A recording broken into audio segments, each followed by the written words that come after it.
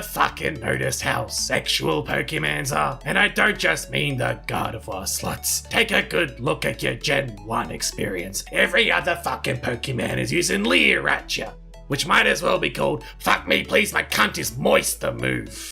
Unsurprisingly, this move lowers your defenses. As the years go on, the sexuality in Pokemons gets worse. I mean, just look at this thing. Don't you want to fuck it raw? I know I do.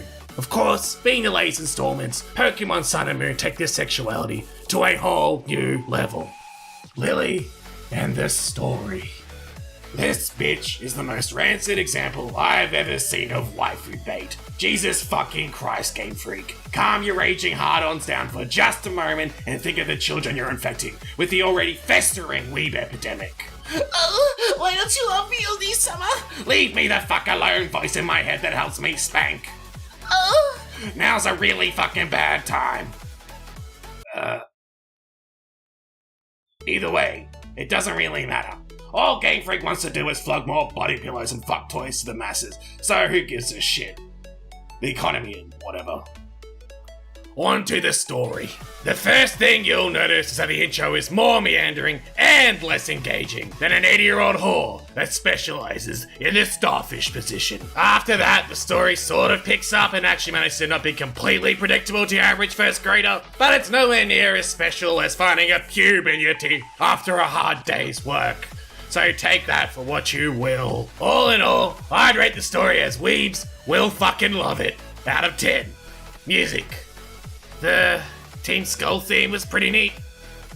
Look, mate, the fuck do you want from me? I blow out my eardrums, listen to heavy metal. To help me ignore the sound of my dad fucking the mailman every morning. Gameplay. I have a thick dick, but I never get to use it because I like a challenge. So I try to pick up chicks in nothing but a completely ironic fursuit. I swear to Christ, guys, it's irony. Please don't tell mommy I promised I'd stop. That, my friends, was a perfect fucking analogy for the Pokemon battle system, and I'll fight you if you say otherwise. Behind the scenes, there's a fuck ton of depth. In order to experience this depth, however, you need to jump through a bunch of hoops and self-impose some cockin' rules, just like an overly obsessive nerd cunt. Personally, I avoided the meta, turned off XP share, and avoided grinding. Easy to say, and irritating cockburn to pull off for reasons I'm not gonna go into, because frankly, they're less interesting than an unprolapsed arsehole. The fact that Smoon now displays type effectiveness seems to have triggered a few cunts, but actual difficulty has nothing to do with finicky memory-related shit. It's all about executing the smarts on the battlefield, you cunts. I swear to Christ, you fuckers will complain about any quality of life improvement. Speaking of which, world design.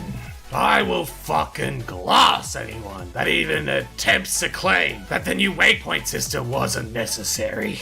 Especially after the just atrocious mess of the Gen 3 remakes. I got lost more times in those games than a lonely 40-year-old man searching for a fresh corpse to fuck at the hospital. Honestly, it's such a big improvement, I can't see why anyone is complaining. I mean, just think about all the optional areas they added for the players to explore. The fact they removed all the HMs and added fucking riding on Pokemons to help you do it. Fuck me, exploring's good in this one.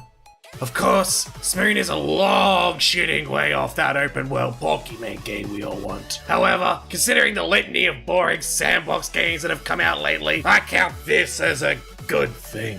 The biggest fucking change in the world design from the old games is the removal of the HM system. Seeing how it still follows many of the old beats, it isn't as drastic as it could have been.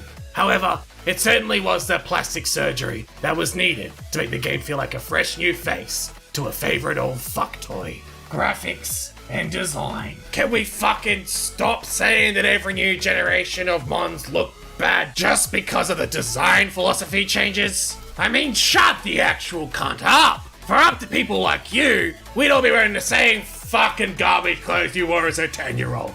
And trust me, no one wants to see me in my old school uniform except... Oh, Senpai! I swear to Christ, I will slit open your chest and fuck the wound. I don't give a shit if you aren't technically real.